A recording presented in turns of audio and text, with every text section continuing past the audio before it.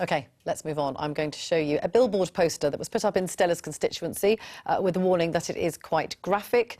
This poster was put up by anti-abortion campaign group, the Centre for Bioethical Reform UK. As you can see, there's an image of what CBR UK says is a 9-week-old living fetus alongside the slogan, "Stop Stella." After Stella complained, the billboard agency said it will remove it, and it's since been painted over by somebody. And there was also a poster board set up in Walthamstow Town Centre, which showed an image of Stella next to an aborted fetus and the caption, "Your MP is working hard to make this a human right." Now, Stella has said that this amounts to a campaign of intimidation and harassment against her. Just explain what's been going on. Yeah, it's not just the posters, it's leaflets, it's an entire website dedicated to the idea that you have to stop me, encouraging people to target me, suggesting that I am a hypocrite because I'm pregnant myself. The baby in the picture, which was put next to a massive, I mean, it's a 20-foot banner high in my town centre with my head. It didn't have a target painted on it, but it may as well have done. Was about the similar age as the baby I'm carrying now. I have received a large quantity of abuse since all this started, using the language of these people. I have to say, some of my colleagues in the DUP have started to refer to me as wanting to kill all babies in the House of Commons.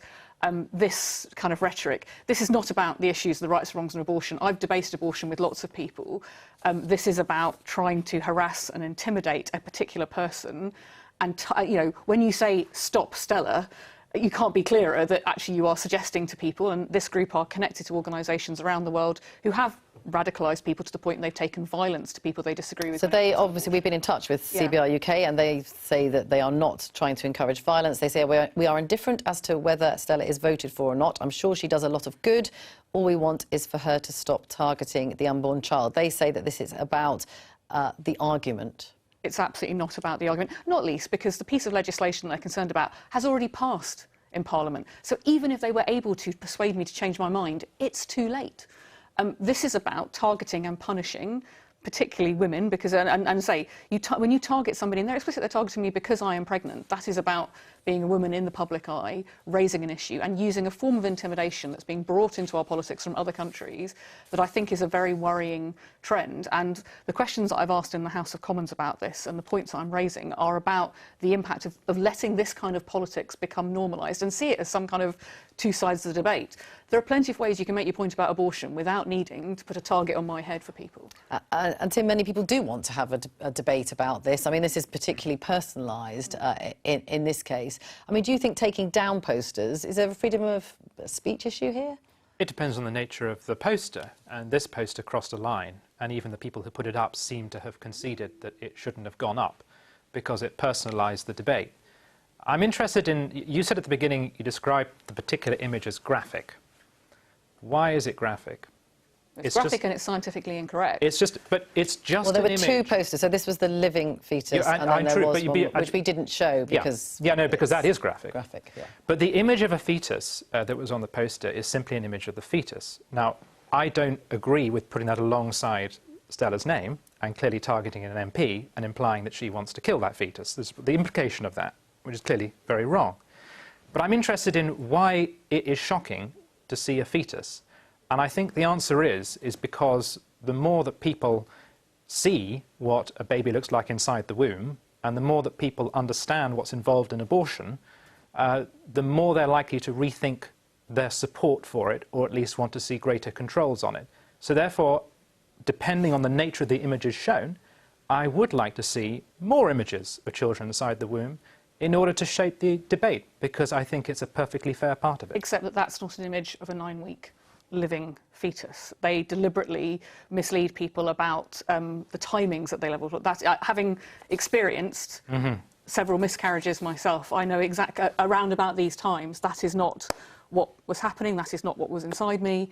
This is about the way in which inflammatory images and inflammatory language are becoming normalised in our politics, and that's just an example of it. We can absolutely look at scientifically proven pictures of what the different... CBR would argue that they've blown that up. A baby at 9 weeks is like the size of a poppy seed. It's tiny. They would argue that that is a... Well, they would be incorrect. Julian, I would listen to the professionals on these things. What do you make of what you see? And I know you haven't followed all of this, but this kind of campaigning... You know, my view on this, I am pro-choice, and I think in some ways, having listened to this discussion, what we've got to remind ourselves is the course of human history tells us that women will seek abortions. What we're really debating is whether they do that in a legal and safe environment, or whether they try and do that in backyard environments that aren't safe, or whether they need to travel to do that, in which case you've then got income dynamics about who's forced to use the backyard, very unsafe providers, and who can get legal access in different states in America, or come across from Ireland, Northern Ireland into the UK. My view is, knowing that, which is proved by the course of human history, it is better to make abortion legally and safely available, and to invest heavily in enabling women to manage their reproductive health. Tom, do you think this kind of campaigning, it feels like American-type campaigning, doesn't it? Do you think we'll get more of that here? I suspect we probably will, and I agree with everybody that the linking a fetus to a politician's name is quite despicable, really. Whether that politician is pregnant or not, it is utter personalisation, and this is the way our debate is going. You see it in the House of Commons now, the very ugly scenes in the Commons last week, which seem to have been repairing a little bit this week. But I suspect this is all going down this route, and we all know why. It's because of many different things, certainly the rise of social media, the inability of anyone to challenge stuff like this, for anyone to sort of put it through any sort of sieve of respectability, normalises what would be completely abnormal 10 years ago.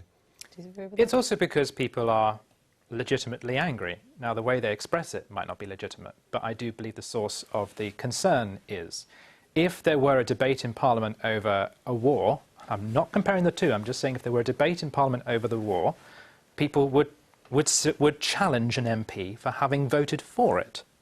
Likewise, if there is a debate about potentially imposing the legalisation of abortion on Northern Ireland, I'm not surprised, and it should be done appropriately, but I'm not surprised that some people who feel that the baby in the womb is a life, I'm not surprised that they challenge doesn't mean you should the MP over it. No, and we need to be really careful, because we cannot defend free speech unless we also take on those people who abuse it. You don't have an unqualified right to not be held accountable. What these people are doing is trying to radicalise other people. When I get messages now from people saying, you are a baby killer and we're not going to stand by and let that happen, what sort of threat do you think that poses to our politics, Tim? We have to be able to separate out.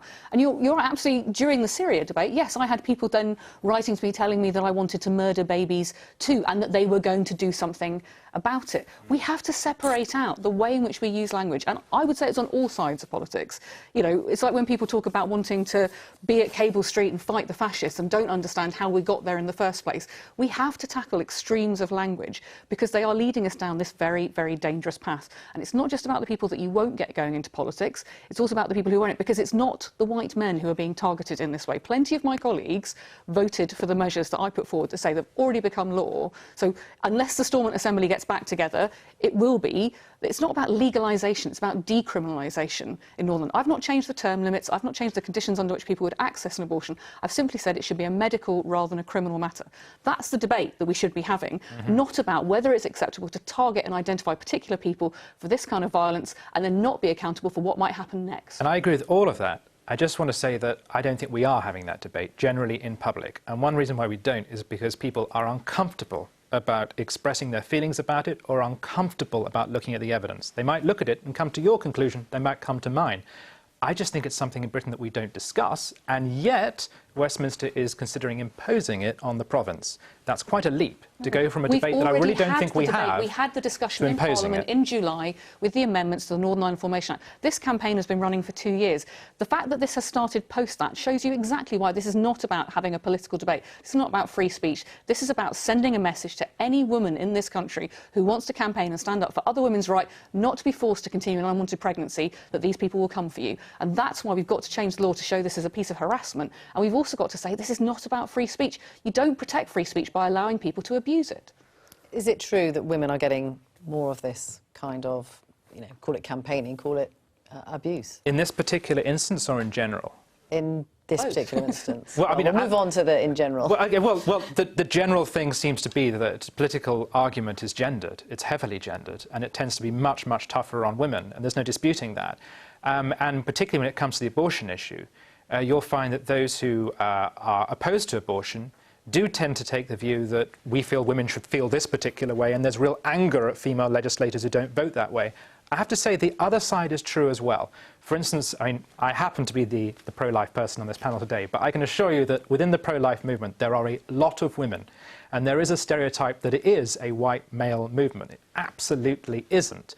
So you get it on both sides, and if you ever go to a protest or a vigil outside an abortion clinic or something like that, believe me, you see plenty of hate and unpleasant language on both sides. Let's just have a listen. Okay, Let's just. Tim, that's the No, point. we're going to broaden this. I'm not disagreeing with you. Don't use whataboutery to justify bringing intimidation and harassment into politics. And I have not done that. I have not done that. Well, you said it's on both sides, as though this is an issue about free speech. It's not. Well, saying it's on both sides does not lead to me saying, and therefore I'm fine with it. I'm saying it's on both sides. It's bad on both sides. Let's just please recognise that it does exist on both sides. Okay, I'm just going to.